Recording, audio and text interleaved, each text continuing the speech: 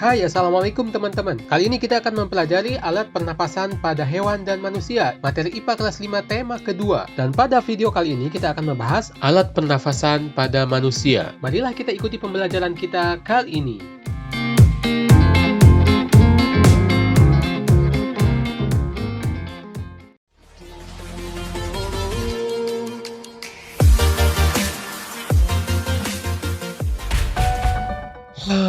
Di tempat dengan udara yang sejuk dan bersih, kita bisa menarik nafas dalam-dalam, menghembuskannya kembali, dan ketika bernafas itu sebenarnya kita sedang mendapatkan oksigen dari udara. Lalu kita memasukkan oksigen tersebut ke dalam paru-paru kita. Ya, karena paru-paru adalah alat utama pernapasan pada manusia. Akan tetapi untuk membawa udara dari luar tubuh kita ke dalam paru-paru, udara akan melalui berbagai alat pernapasan pada tubuh kita, yang akan kita bahas sebentar lagi. Urutan alat pernapasan pada manusia. Pertama-tama, udara akan masuk melalui hidung kita. Setelah itu, akan masuk ke bagian faring. Faring adalah rongga di dalam tubuh kita yang merupakan tempat pertemuan antara saluran dari hidung dan saluran dari mulut. Jadi, lubang dari hidung dan lubang dari mulut akan bertemu di bagian faring. Oleh karena itu, kita bisa bernafas menggunakan hidung maupun menggunakan mulut sekaligus. Meski begitu, tetap saja yang paling baik adalah bernafas menggunakan hidung. Dari faring, kemudian udara akan masuk ke bagian ini yang disebut sebagai laring. Laring ini unik karena di situ ada pita suara yang membuat kita bisa berbicara. Setelah melewati laring, udara akan masuk ke bagian rongga yang bercincin-cincin ini yang disebut sebagai trakea atau batang tenggorokan. Tapi ini trakeanya beda dengan yang ada pada serangga ya. Lalu, di bagian ujung bawah trakea akan terjadi dua persimpangan yang ke kiri dan yang ke kanan. Dua cabang trakea ini disebut sebagai bronkus. Bronkus akan membawa udara masuk ke dalam paru-paru kiri dan paru-paru kanan. Sebagian bronkus ada di luar paru-paru dan sebagian lagi ada di dalam paru-paru. Di dalam paru-paru, bronkus bercabang-cabang lagi menjadi bagian-bagian yang lebih banyak yang disebut sebagai bronchiolus. Dan bronchiolus ini nanti akan sampai pada ujung alat pernapasan kita yang paling penting yang disebut sebagai alveolus. Nah, untuk menghafal urutan saluran pernafasan, Pak Jamal memiliki lagunya sebagai berikut ini. Hidung, faring, laring, lalu ke trakea, bronkus, bronchiolus, alveolus, hidung, faring, laring, lalu ke trakea, bronkus, bronchiolus, alveolus. Nah, supaya lebih mudah diingat, kita pakai gerakan ya. Hidung, faring, laring, lalu ke trakea, bronkus, bronchiolus, alveolus. Ayo teman-teman dihafalkan lagunya, teman-teman harus hafal ya. Nah, selain urutan saluran nafas tersebut, ada juga beberapa bagian lain di dalam tubuh kita yang sangat penting di dalam pernapasan. Di antaranya adalah, yang pertama adalah percabangan antara saluran nafas dan saluran pencernaan yang terdapat di pangkal laring. Nah, saluran nafas kan dari faring itu masuk ke laring ke bawah sini ke arah depan, sedangkan ke arah belakang sini ini juga ada saluran yang disebut sebagai saluran pencernaan. Saluran pencernaan ini disebut sebagai kerongkongan yang akan membawa makanan masuk ke dalam lambung. Yang kedua, tonjolan epiglotis. Ketika kita menelan makanan, maka jangan sampai makanan ini masuk ke saluran pernafasan. Tetapi harus dipastikan makanan ini masuk ke saluran pencernaan yang ada di belakang sini. Oleh karena itu, maka ketika kita menelan, saluran ke arah laring yang akan masuk ke paru-paru ini ditutup oleh tonjolan epiglotis. Tetapi ketika kita bernafas atau berbicara, maka tonjolan epiglotis ini akan membuka kembali saluran pernafasan. Tonjolan epiglotis terletak di pangkal laring. Ini adalah peran penting tonjolan epiglotis, yakni mengatur buka tutup antara saluran nafas dan saluran pencernaan. Selaput diafragma. Diafragma adalah bagian di dalam tubuh kita yang membatasi antara rongga dada dengan rongga perut. Di atas diafragma disebut sebagai rongga dada dan di bawah diafragma disebut sebagai rongga perut. Diafragma tersusun atas otot-otot lurik atau otot-otot rangka yang bisa bergerak atas kesadaran otak manusia. Akan tetapi diafragma ini juga seolah bisa bergerak secara ritmis tanpa kita atur dengan kesadaran secara penuh. Diafragma merupakan otot utama yang akan sangat berperan ketika kita mengambil dan mengeluarkan nafas.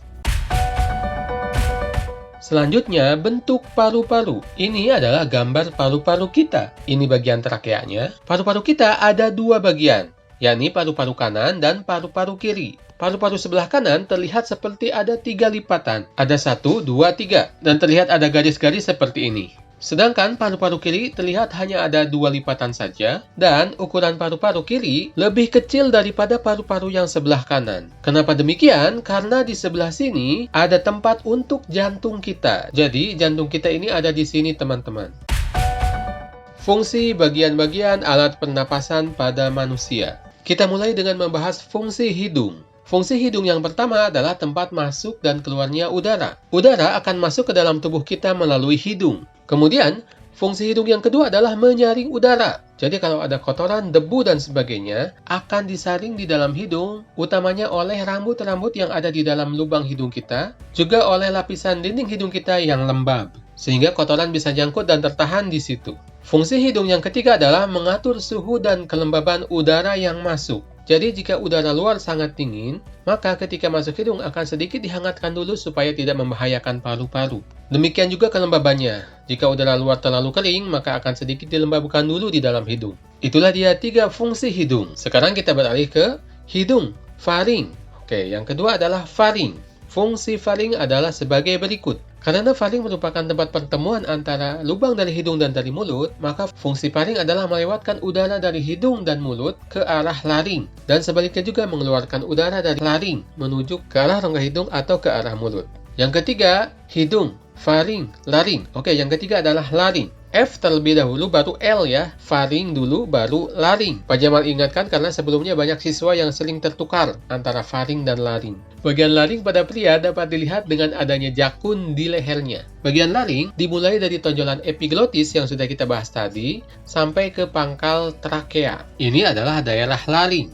Daerah laring ini memiliki fungsi yang sangat penting, yakni yang pertama, untuk berbicara. Kenapa? Karena di bagian laring ini terdapat pita suara. Di bagian sini nih ada pita suara. Fungsi yang kedua adalah mengatur masuknya udara dan makanan atau minuman antara saluran nafas dan saluran pencernaan. Dan fungsi ini dilakukan oleh tonjolan epiglotis yang tadi sudah kita bahas. Karena di bagian ini ada persimpangan, ini untuk makanan dan ini untuk nafas, maka di bagian ini harus ada yang mengatur, dan yang mengatur adalah tonjolan epiglotis tersebut. Untuk lebih jelasnya bisa kita lihat animasi berikut. Ketika ada makanan, maka tonjolan epiglotis ini akan turun dan menutup saluran nafas ke arah laring, sehingga makanan akan masuk ke dalam kerongkongan kita. Jangan sampai makanan masuk ke arah sini, karena kalau sampai masuk ke arah laring sini, maka kita bisa tersedak dan kita akan batuk-batuk biasanya. Dan di bagian sini ada pita suara. Jika pita suara rusak, maka kita tidak bisa berbicara. Jika kita lihat dari atas, misalnya dengan memasukkan kamera ke sini, maka pita suara akan tampak seperti ini. Itulah dia fungsi-fungsi dari laring. Selanjutnya, hidung, faring, laring, lalu ke trakea. Selanjutnya adalah trakea. Trakea adalah bagian yang ini, dari ujung laring sini sampai ke pertigaan bronkus. Trakea disebut juga sebagai batang tenggorokan. Trakea berbentuk tabung memanjang yang tersusun atas 20 tulang rawan berbentuk cincin yang kuat tapi fleksibel. Fungsi trakea yang pertama adalah sebagai saluran udara ke dan dari paru-paru. Dan fungsi yang kedua ini juga merupakan fungsi yang penting dan pernah keluar di dalam soal ujian nasional SD. Trakea berfungsi sebagai tempat penyaringan udara tahap kedua, yakni melalui mekanisme batuk. Penyaringan udara tahap pertama itu terjadi di dalam hidung, sedangkan penyaringan udara tahap kedua terjadi di dalam trakea, karena di dalam trakea ini terdapat bulu-bulu halus yang bisa memerangkap debu dan kotoran yang masuk. Ketika ada benda asing atau kotoran yang masuk ke dalam saluran pernapasan dan terperangkap di trakea, maka tubuh akan melakukan reaksi yang disebut sebagai batuk. Dengan batuk inilah maka kotoran tersebut akan kembali keluar. Oke, selanjutnya hidung, faring, laring, lalu ke trakea, bronkus dan kemudian bronkiolus. Bronkus merupakan percabangan dari trakea dan bronkiolus merupakan percabangan dari bronkus.